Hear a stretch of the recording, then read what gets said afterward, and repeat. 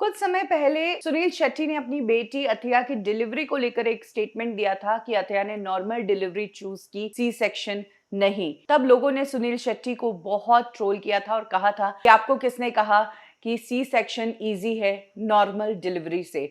और सुनील शेट्टी ने अपने इस स्टेटमेंट पर माफी भी मांगी थी। लेकिन अब इसी बीच बिग बी अमिताभ बच्चन का ऐश्वर्या की डिलीवरी को लेकर एक स्टेटमेंट वायरल हो रहा है, जो उन्होंने उस वक्त दिया था जब ऐश्वर्या ने बेटी आराध्या को जन्म दिया था। ऐश्वर्या जब मां बनी थी और वो हॉस्पिटल से घर आ गई थी, तो उसके बाद अभिषेक बच्चन और अमिताभ बच्चन ने मीडिया से बात की थी और ऐश्वर्या की डिलीवरी के बारे में बात करते हुए अमिताभ बच्चन ने कहा था कि ऐश्वर्या की नॉर्मल डिलीवरी हुई है। उन्होंने 2-3 घंटे तक बहुत पेन सहा। मैं उनके संघर्ष की तारीफ करता हूँ, क्योंकि इतना पेन होने के बावजूद भी उन्होंने कोई पेन किलर नहीं ली और उन्होंने नॉर्मल डिलीवरी को चूज किया। कुछ इस तरह से अमिताभ बच्चन ने ये स्टेटमेंट दिया था। ये स्टेटमेंट अमिताभ बच्चन ने 2011 में दिया था, लेकिन अब ये स्टेटमेंट फिर से वायरल हो गया है और लोग अमिताभ बच्चन को भी ट्रोल कर रहे हैं। एक यूजर ने कहा, सर आप 2-3 घंटे पेन की बात कर रहे हैं, मैं 34 घंटे पेन में रही थी। वहीं एक और यूजर ने कहा कि ये और सुनील शेट्टी क्या कोई एजेंडा चला रहे हैं, इनको प्रॉब्लम क्या है?